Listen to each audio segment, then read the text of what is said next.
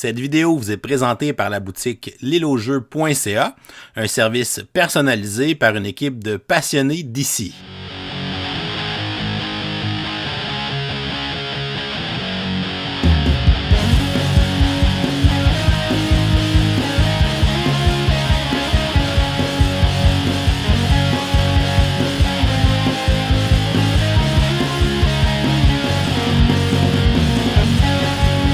Salut les gamers, bienvenue à Professeur Board Game, je m'appelle David. Aujourd'hui à Prototype 101, je vous présente le jeu Nocturne qui sera édité en 2024 par Flatout Games. On va d'ailleurs remercier Flatout Games de sponsoriser cette vidéo de règles pour leur campagne Kickstarter qui sera lancée très prochainement. C'est un jeu de l'auteur David Yedzi qui avait d'ailleurs gagné en 2019 le Lucy Award avec ce jeu-là. C'est un concours de prototype. C'est un jeu qui joue de 1 à 4 joueurs et dont les parties vont durer de 30 à 45 minutes. Les joueurs incarnent des renards mystiques qui vont lancer des sortilèges dans la forêt enchantée pour tenter d'obtenir des objets enchantés, d'avoir la meilleure collection d'objets pour marquer le plus de points. C'est donc un jeu de collection d'ensemble et la façon d'acquérir les objets sera au travers de différentes enchères qu'on va faire en lançant nos sortilèges et en plaçant nos jetons de sortilèges sur le plateau. C'est donc une enchère avec un élément de puzzle spatial sur le plateau pour tenter d'acquérir les tuiles d'objets qui vont marquer des points de façon différente à la fin de la partie. Alors, Nocturne, je vous montre comment jouer et ensuite je vous donne quelques informations supplémentaires pour la campagne Kickstarter qui s'en vient. Premièrement, je tiens à spécifier que j'ai un prototype du jeu entre les mains, c'est-à-dire que la qualité du matériel que vous allez observer pendant la vidéo n'est pas ce qu'il y aura dans la version définitive du jeu que vous verrez sur Kickstarter. On va installer une partie pour 3 joueurs. Premièrement, chaque joueur va se choisir une carte personnage et la placer devant lui sur le côté A pour une première partie, c'est-à-dire le côté qu'il n'y a pas de pouvoir sur la carte. Les joueurs vont ensuite prendre les jetons de leur couleur. On va avoir des jetons de sort qui sont numérotés de 1 à 7 avec un jeton d'étoile et on va avoir le jeton passé avec un X. Selon le nombre de joueurs, on va retirer certains jetons sorts. Pour la partie à 3 joueurs, on va retirer un des jetons numérotés 3 et le remettre dans la boîte de jeu. On va mélanger les cartes potions de départ et on va donner une carte potion de départ à chacun des joueurs et le reste des cartes seront replacées dans la boîte de jeu. Ensuite, on va mélanger les tuiles d'objets pour former une pioche et on va aller former une grille de tuiles selon le nombre de joueurs. Pour une partie à 3 joueurs, on va former une grille de 4 tuiles par 5 tuiles pour faire un total de 20 tuiles, ce qui nous servira de plateau de jeu pour la première manche. Ensuite, on va placer le plateau Esprit de la forêt sur la table et on va aller piocher des tuiles objets qu'on va placer face visible dans les 4 premiers emplacements de ce plateau. On va ensuite remplir les emplacements restants seulement s'ils correspondent au nombre de joueurs dans la partie. Dans notre cas, on a une partie à 3 joueurs. On va donc en placer une 5e tuile objet face visible. On va placer les jetons de sort de l'ombre face visible sur la table et on va ensuite faire des pioches avec les différentes cartes, les cartes potions, les cartes objectifs de nuit et les cartes objectifs de jour. On va ensuite révéler 3 cartes d'objectifs de jour face visible pour la première manche de la partie. Les objectifs de nuit seront utilisés dans la deuxième manche. Et on va déterminer un premier joueur au hasard, disons que c'est le joueur orange. Une partie de Nocturne se joue en 2 manches, une représentant le jour et l'autre la nuit. À chacune des manches, les joueurs vont se disputer les tuiles objets qui sont sur le plateau principal ainsi que sur le plateau Esprit de la forêt. On va utiliser nos jetons de sort pour tenter de gagner les enchères sur le plateau principal et d'acquérir le plus de tuiles d'objets possible. On pourrait aussi tenter de réussir les différentes cartes objectifs de jour pendant la première manche. Et à la fin de la manche, on va aussi obtenir les tuiles qui sont sur le plateau Esprit de la forêt, selon les jetons de sort qui auront été placés sur celui-ci. À la deuxième manche, pour la nuit, on va refaire une deuxième grille de tuiles et on va jouer une deuxième manche complète. Et à la fin de celle-ci, ce sera la fin de la partie. Et les joueurs vont cumuler les points accumulés par la collection de tuiles objets qu'ils auront ramassés, ainsi que les différentes cartes objectifs de jour, de nuit et les cartes potions qu'ils vont réussir à faire avec les symboles qui sont sur les tuiles objets de leur collection. Le joueur qui aura ramassé le plus de points sera déclaré vainqueur. Durant une manche, les joueurs vont jouer plusieurs phases d'incantation et dans chaque phase d'incantation, un joueur gagnera une des tuiles du plateau principal à l'aide d'une enchère. Les joueurs vont utiliser leurs jetons de sort pour tenter de les placer sur le plateau principal pour renchérir et tenter de gagner les tuiles objets qu'ils souhaitent. Les jetons sont numérotés de 1 à 7 et on a aussi un jeton d'étoile. Donc plus le chiffre est élevé sur le jeton de sort, plus c'est un sort qui est puissant. Et pour le sort avec l'étoile, il est considéré comme étant le sort le plus puissant. Lors de la première phase d'incantation de la manche, le premier joueur est obligé de commencer à miser son sort le plus faible, donc il devra jouer son jeton 1, alors que pour les enchères suivantes, le joueur qui va débuter l'enchère peut débuter avec n'importe lequel de ses jetons sorts. Le joueur orange va donc débuter en plaçant son jeton sort de valeur 1 sur n'importe quelle tuile du plateau principal. On passe ensuite au tour du prochain joueur qui serait le joueur vert et il a deux options devant lui. Il peut décider de renchérir en jouant un sort plus puissant que celui qui vient d'être placé sur le plateau principal et il devra le placer sur une tuile qui est adjacente au jeton qui est déjà placé. Ou bien il peut décider de passer son tour. Par contre, s'il passe son tour, il ne pourra plus jouer de jeton sort pour le reste de cette phase d'incantation. Il va donc décider de jouer son jeton de valeur 2 et il doit le placer sur une des tuiles qui est adjacente orthogonalement au dernier jeton sort qui a été placé, donc il pourrait le placer à cet emplacement. On passe donc au tour du joueur bleu qui lui aussi va décider de jouer. Il va prendre un de ses jetons de valeur 4 et il va aller le placer sur une des tuiles adjacentes au dernier jeton placé qui est le jeton 2. Le joueur orange va décider de jouer son jeton de valeur 5 et le placer sur une tuile adjacente au dernier jeton placé pour aller ici. Le joueur vert, lui, va décider de passer son tour. Il ne pourra donc plus placer d'autres jetons sorts dans cette phase d'incantation. Le joueur bleu, lui, va continuer de jouer des jetons sorts. Il va utiliser son jeton 6 et il va aller le placer sur une tuile adjacente au dernier jeton placé. Et finalement, le joueur orange va décider de passer son tour. À ce moment-là, le joueur bleu est le dernier joueur actif. Il est donc le seul joueur restant. Il va donc gagner l'enchère avec son jeton 6 qu'il a placé à cet endroit.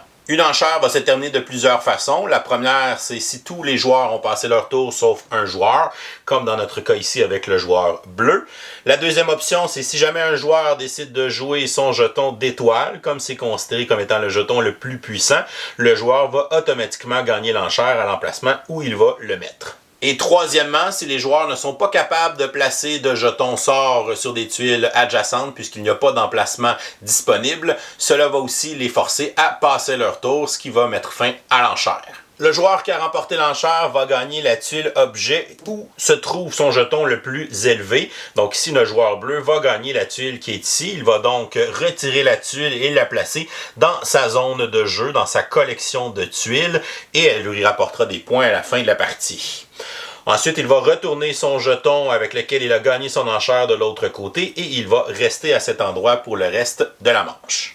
Et le joueur qui a gagné l'enchère va reprendre tous ses autres jetons de sort et les remettre dans sa réserve personnelle. Pour les joueurs qui ont perdu l'enchère, ils vont aussi reprendre leurs jetons de sort et les remettre dans leur réserve personnelle, mais ils ont un choix à faire. Ils peuvent prendre un de ces jetons qu'ils ont utilisés dans cette incantation et aller le placer sur le plateau Esprit de la forêt. Les joueurs vont faire cette décision en ordre de tour de jeu, donc le joueur orange va décider s'il veut envoyer un de ces deux jetons sur le plateau Esprit de la forêt. Il va décider d'envoyer son jeton de valeur 1, on va le placer dans la première case, et il va reprendre ses autres jetons dans sa réserve personnelle. Et ensuite, le joueur vert va décider s'il veut reprendre son jeton 2 ou bien l'envoyer sur le plateau Esprit de la forêt. Il va décider de l'envoyer sur le plateau Esprit de la forêt et on va toujours placer les jetons en ordre décroissant. Il va donc aller placer son 2 avant le 1 et faire ainsi glisser l'autre jeton. Si jamais un jeton était glissé hors du plateau, à ce moment-là, ce jeton sera repris immédiatement dans la réserve personnelle de son propriétaire. Et si jamais des jetons de même valeur sont à placer sur le plateau Esprit de la forêt, donc si dans une autre incantation, on doit placer un jeton numéro 2, il sera placé à côté de l'autre, donc celui qui a été placé en premier va quand même garder la priorité dans ce cas-ci. Et on est prêt à procéder à la prochaine phase d'incantation, et c'est le joueur qui a remporté l'enchère, donc le joueur bleu, qui sera maintenant le premier joueur et qui va débuter une nouvelle incantation. À partir de la deuxième phase d'incantation de la manche, le joueur peut débuter son enchère avec n'importe quel de ses jetons. Mais il devra placer son premier jeton sur une tuile qui est adjacente à la tuile qu'il vient de gagner, donc il devra commencer à un de ces 4 emplacements. Mon joueur décide donc de commencer son enchère avec un jeton de valeur 4 et va le placer à cet endroit. On passe ensuite au joueur orange qui décide de placer un jeton de valeur 5 à côté et mon joueur vert décide d'aller placer son jeton d'étoile. Comme c'est le jeton le plus fort, l'enchère va se terminer immédiatement et il sera déclaré vainqueur de celle-ci. Il va donc gagner immédiatement la tuile de coffre maudit. C'est une tuile qui va enlever un point de victoire à la fin de la partie, mais c'est une tuile qui aura aussi un effet instantané lorsqu'on va le gagner. Le joueur en question va aller piocher 3 tuiles objets dans la réserve et il va les consulter, les regarder et il va en gagner une des 3 et va défausser les 2 autres face visible et les retourner dans la boîte de jeu. Il va gagner une tuile ici de rune et il va aller la placer dans sa zone de jeu immédiatement. La tuile de rune est aussi une tuile qui a un effet instantané lorsqu'on va la gagner. Lorsqu'on va gagner une tuile de rune, on va aller piocher immédiatement 3 cartes de potions et on va les consulter et en garder une des 3 qu'on va aller placer dans notre zone de jeu. Ce sont des objectifs de fin de partie qui vont fonctionner avec les différents symboles qui se retrouvent sur les tuiles objets qu'on va ramasser dans notre collection. Les 2 cartes qu'il n'a pas choisies seront simplement remises sous la pioche de cartes potions. Ensuite, les perdants vont décider s'ils veulent envoyer leur tuile sur le plateau Esprit de la Forêt ou la reprendre dans leur réserve. Le joueur bleu parle en premier, il va donc décider de l'envoyer sur le plateau Esprit de la Forêt. On va donc glisser les autres tuiles et la placer pour former l'ordre décroissant. Le joueur orange, lui, décide de simplement reprendre son jeton de sort dans sa réserve personnelle. On commence donc une nouvelle phase d'incantation avec le joueur vert. Il va commencer avec son jeton de valeur 3 qu'il va placer à cet endroit-là. Et le joueur bleu va décider de jouer son étoile. Il va donc gagner immédiatement cette enchère. Le joueur bleu va remporter cette tuile. Il va retourner son jeton face cachée, la placer dans sa collection. Il va ensuite donner l'opportunité au joueur vert d'aller placer son jeton 3 sur le plateau d'Esprit de la Forêt. C'est ce qu'il va décider de faire. On va donc glisser les 2 autres jetons pour l'insérer dans l'ordre décroissant. Maintenant, le joueur bleu a l'opportunité de commencer la prochaine phase d'incantation et il a l'opportunité de pouvoir placer par exemple un jeton 3 sur la tuile qui est là et on voit qu'il n'y a aucun emplacement adjacent de disponible pour placer d'autres jetons sorts. L'enchère va donc se terminer automatiquement. Comme le joueur bleu remporte une enchère avec un jeton de valeur 3, il va prendre aussi automatiquement la carte d'objectif de jour qui demandait de faire cette tâche. Il va donc prendre la carte immédiatement et la placer dans sa zone de jeu. Elle lui donnera 3 points de victoire à la fin de la partie. Et le joueur bleu va prendre la tuile et retourner son jeton face cachée. Lorsqu'on fait un coup comme celui-ci, qu'on débute une enchère à un endroit où les autres joueurs ne peuvent même pas renchérir puisqu'il n'y a pas de place disponible, on appelle cela faire un combo de coins. Lorsqu'un joueur réussit à faire un coup de combo en coin, il ne sera pas désigné premier joueur pour commencer la prochaine phase d'incantation. Donc le premier joueur sera automatiquement donné au prochain joueur dans l'ordre, dans le sens horaire, ce qui dans notre cas serait le joueur orange. C'est donc lui qui va débuter la prochaine phase d'incantation. Et le joueur orange, en plus, pourra commencer sa prochaine enchère pour la prochaine phase d'incantation sur n'importe quelle tuile du plateau. Un joueur peut aussi décider de passer son tour au début d'une enchère. À ce moment-là, c'est le joueur suivant qui va débuter l'enchère avec le jeton de son choix. Et il pourra aussi placer son jeton sur n'importe quelle tuile du plateau. Il ne sera pas obligé de respecter une case adjacente à la dernière tuile gagnée. Lorsque les joueurs passent leur tour, on peut utiliser les jetons avec un X pour les placer sur notre carte personnage pour signifier aux autres joueurs qu'on a passé notre tour. Et on va continuer à enchaîner des phases d'incantation jusqu'à temps que toutes les tuiles du plateau principal aient été remportées par les joueurs. On va procéder ensuite à la distribution des tuiles qui sont sur le plateau Esprit de la Forêt. Les joueurs vont choisir ces tuiles et les ajouter à leur collection en suivant l'ordre indiqué par les jetons qui sont placés en ordre décroissant. C'est donc le joueur vert qui aura la première sélection avec son jeton numéroté 6. Il va décider de prendre la tuile de champignon. Ensuite, le joueur orange va prendre la tuile d'œuf. Le joueur bleu est en troisième position. Il va prendre la tuile qui est ici et l'ajouter à sa collection. Et le joueur vert va prendre les 2 dernières tuiles et les ajouter directement dans sa collection de tuiles objets. Ensuite, tous les joueurs vont prendre les jetons sorts qu'ils n'ont pas utilisés dans cette manche et vont venir les placer à partir du plus gros devant les jetons sorts de l'ombre. Et si jamais on a une égalité, ici pour départager l'égalité, on va se fier au plateau ici d'Esprit de la Forêt. Donc le joueur vert est en première position, il a donc priorité. Ensuite le joueur orange et finalement le joueur bleu. Les joueurs vont gagner les jetons sorts d'ombre qui seront vis-à-vis leurs jetons. Donc le joueur vert va gagner le jeton 10 et le jeton 8 qu'il va placer dans sa zone de jeu personnelle. Le joueur orange va gagner le jeton 9 et le jeton 7 et le joueur bleu va gagner le jeton de valeur 6. Les joueurs vont ensuite reprendre tous leurs jetons de sort et les replacer dans leur réserve, en plus des jetons sorts d'ombre qu'ils viennent d'acquérir. Ensuite, pour chaque jeton sort d'ombre qu'ils ont réussi à gagner, ils vont aller remettre dans la boîte de jeu leurs jetons sort de leur couleur de plus petite valeur. Donc ici, le joueur vert a 2 jetons sort d'ombre. Il va donc perdre son jeton de valeur 1 et 2 pour la deuxième manche. Même chose pour le joueur orange qui a 2 jetons sort d'ombre. Il va défausser ses 2 jetons les plus petits. Et pour notre joueur bleu qui a un seul jeton sort d'ombre, il va se débarrasser de son jeton de valeur 1. Et on va piocher des tuiles objets pour refaire une nouvelle grille pour la deuxième manche. On va ensuite révéler 3 cartes objectifs de nuit qu'on va placer face visible sur la table pour la deuxième manche. Et on va aussi aller piocher des tuiles objets pour remplir les 5 emplacements pour notre partie à 3 joueurs sur le plateau Esprit de la Forêt. Et on est prêt à commencer la deuxième manche pour la nuit. Et on va commencer avec le joueur qui a gagné la dernière enchère de la première manche. C'est lui qui sera désigné premier joueur pour débuter cette deuxième manche.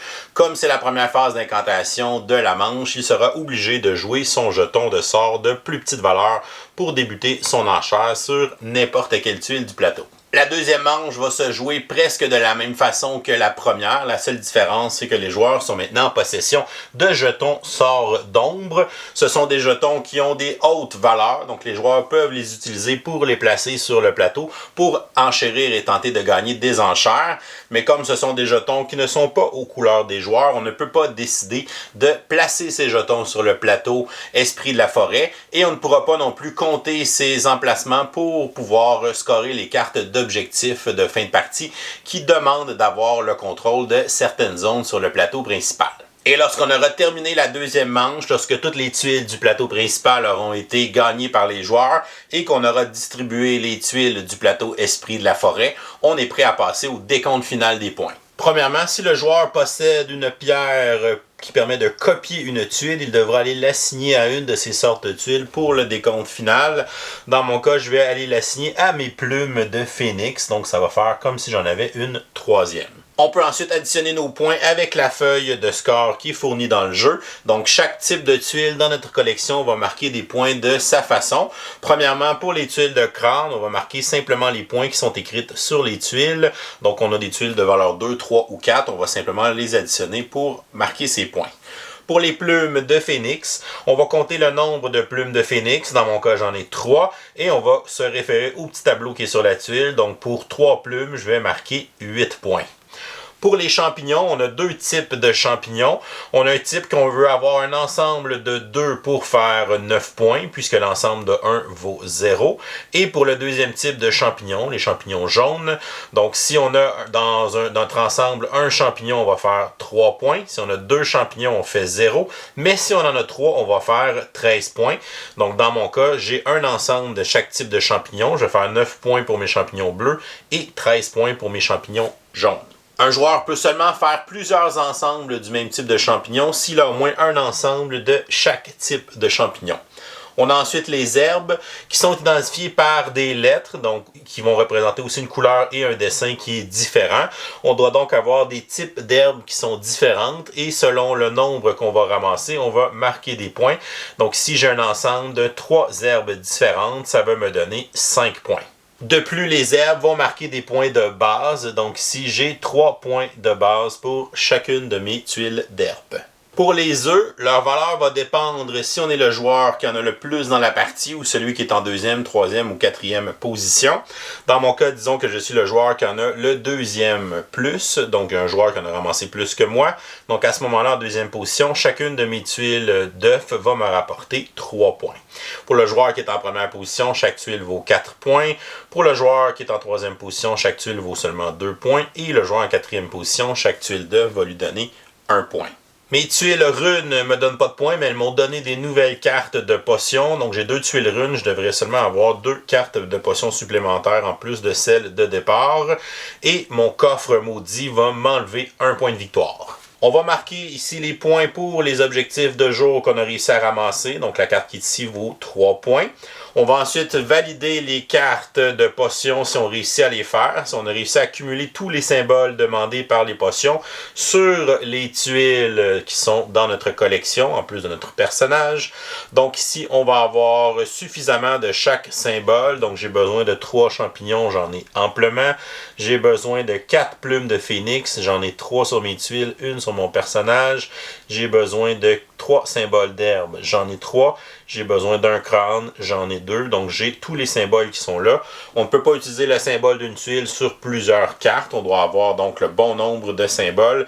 Et on va scorer tous les points de ces cartes-là. Donc je vais faire 5 plus 5 plus 6 pour un total de 16 points. On a toujours une première ligne qu'on peut scorer. Si jamais on n'a pas les éléments de la deuxième ligne, on peut scorer la première ligne pour 2 points.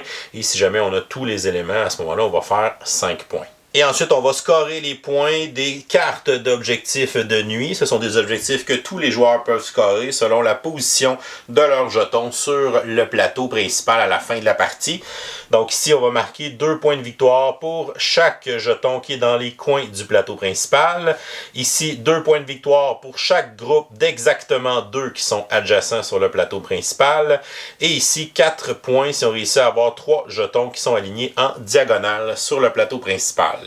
De plus, si le joueur a des jetons de sort qui n'ont pas été utilisés dans la deuxième manche, chacun de ces jetons de sort non utilisés va lui marquer 2 points. Et on va additionner tout ça ensemble pour faire notre score final et le joueur qui aura le plus haut score sera déclaré vainqueur.